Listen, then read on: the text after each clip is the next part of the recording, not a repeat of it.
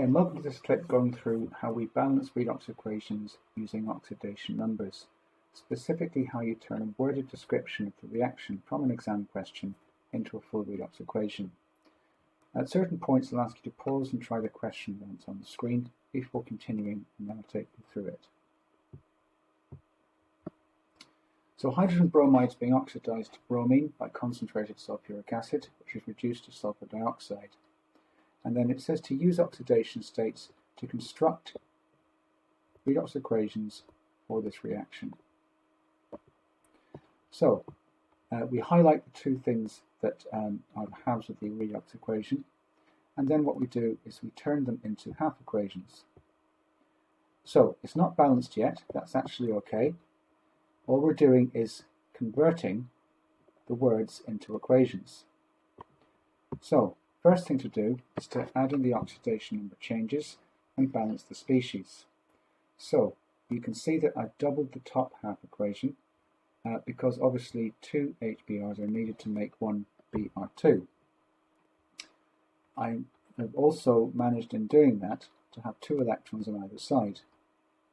So you can cancel the two electrons, and then you balance for oxygen and hydrogen in each half equation, using H plus or H2O as appropriate. So because there's two HBRs in the top half equation, I need two H pluses on the right, and to balance the oxygens I need to use water in the bottom, and also two H pluses to balance the hydrogens. So you can now see that the H pluses can be balanced, because sometimes it happens that the H pluses are able to be cancelled out both sides as well. So now we can actually combine the two half equations, and we're going to pause at this point, so stop the video and see if you can try this one.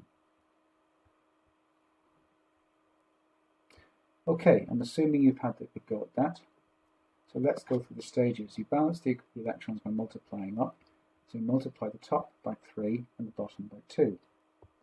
That gives us 6 electrons, which we can get rid of both sides, and also balancing using H plus and H2O to cancel out the H plus if we need to as well. So we combine the two half equations and that gives us the answer. So let's have a look at an exam question example. Now when it comes up, I'm going to ask you to pause again and give yourself 5 minutes to try it out. So pause the clip here and see if you can try this one yourself. It's a bit more challenging, but it's worth a go. Okay, and now assuming you've had a go at that, so let's go through how we might do this. Looking at the two tin ions, it goes from 2 plus to 4 plus, so obviously what's happening is the oxidation number of tin increases. So it must be that IO3 minus is the oxidizing agent. So we put the two half equations down, they're not balanced yet, so we're going to take the steps that we used before. So you can see that IO3 has one iodine in it, and it turns into I2, so clearly you need two IO3s. And that means that the electrons now balance. So you can get rid of them.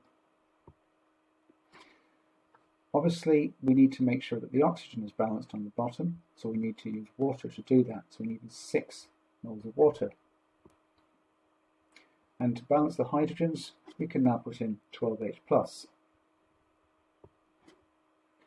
So we can have a go at combining these two half equations now, which gives us that.